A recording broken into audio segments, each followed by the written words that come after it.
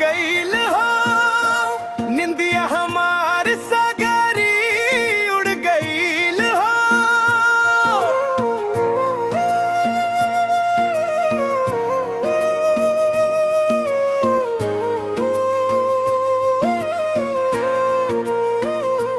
तोहरे बिना सुन लागे सजना, जियरा में आगिया लग गईल हो।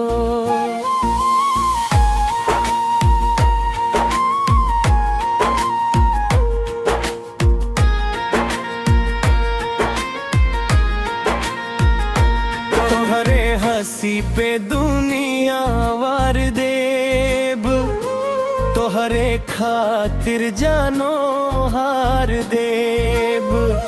रहब बन के साया हम त तोहरे साथिया, जन्म जन्म प्यार देब। जब से देखनी तोरा नैना के जादू, भूला गइल पानी दुनिया के काबू। चांद भी फीका लागे तोहरे लागे, रूप तोहर लागे सपना के खुशबू। चलत रहलू जब तू मुस्का के, दिलवा धड़के लगे शर्मा के। रिमझिम बरसेला प्यार के सावन, भिंजनी हम तोहरे चाहत में आके। तोहरे प्यार में दिलवा हार गईल हो, निंदिया हमार सगरी उड़ गईल हो। तोहरे बिना सुन लागे सजना, जीरा में आगिया लग गईल हो।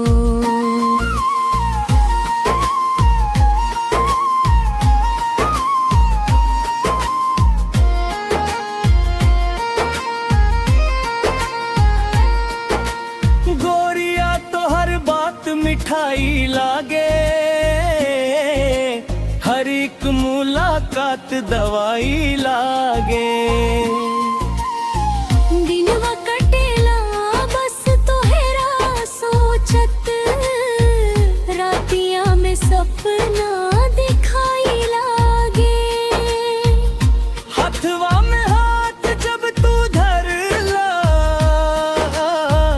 सुखल दिलवा में फुलवा भरला। कसम से ए जान हम कर कामली, जीवन के राह तू आसान करला। तोहरे नाम के चुनरिया ओढ़ली, तोहरे खातिर नदियाँ छोड़ दी।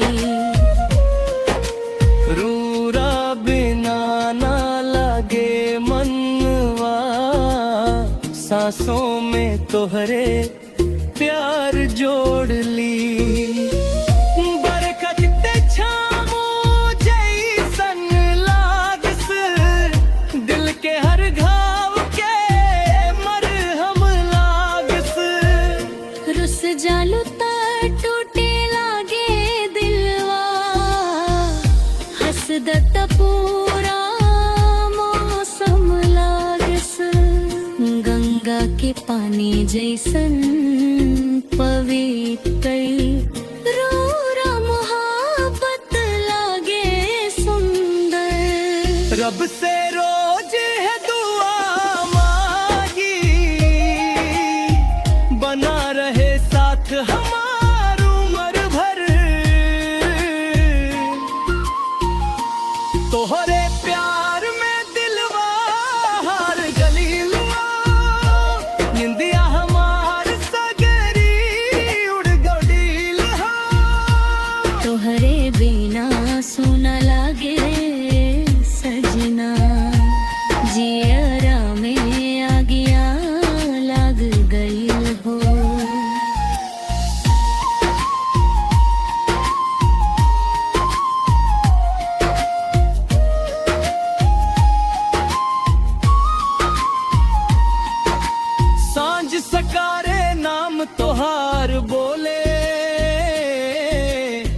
मनवा हरदम तोहरे संग डोले। बंसी के धुन जैसे मीठ लगे, तोहरे बोलिया कान में घोले। रूपवा तोहार चमके बिजुरिया, दिलवा में उठेला रोज बहार लिया। रौरा बिना ना अच्छा लागे, सूना लागे अंगना दुरिया। चल सजना कहीं दूर चली, प्यार के नया संसार बसी। ना हो दुख के कोई साया,